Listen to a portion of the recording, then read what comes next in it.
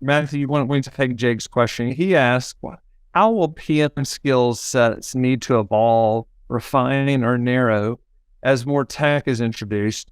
How do we prepare the next generation of PMs? Yeah.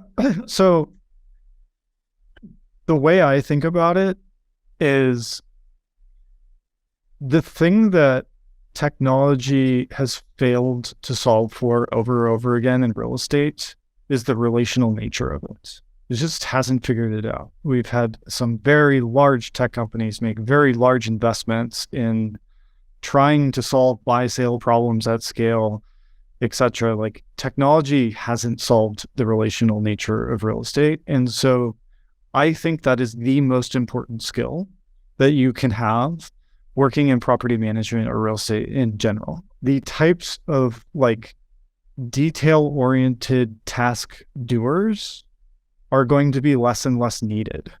It's going to be more people that are highly good at managing relationships and using technology to provide insights and ultimately make the relationship better. You'll still need doers, but you'll need less doers of like just making the technology work, getting the data entry in, et cetera, et cetera. They'll be filling the gaps of what technology can do, not driving the technology like they are today. So that's how I would answer Jake's question. And I think that question does dovetail really well into ROI of technology. The like using data to measure performance of employees. This might be controversial, but I don't think it's that important if you're a small operator. I think your business owner, because it is so hard to do that well. If you have a couple hundred doors, you should probably just intuitively know, are your people performing at the level they need to? And you probably can. But if you're at Evernest scale, it's not possible. It's impossible. So you have to make deep investments into data and really know how to measure productivity effectively. And it's not cheap. It's very expensive to build a data warehouse to do that effectively. And one of my favorite things we ever did was we had a ad campaign about, it was like Rent Week by the beach. And it was inspired by customers who said, after I bought your software, it was the first time in 30 years I could do Rent Week at a beach vacation. And that was great. There's no data that you can use to measure that, but that's a cool story. They got to go on vacation for the first time in 30 years during Rent Week. And so, like, is that solving productivity? Like, absolutely.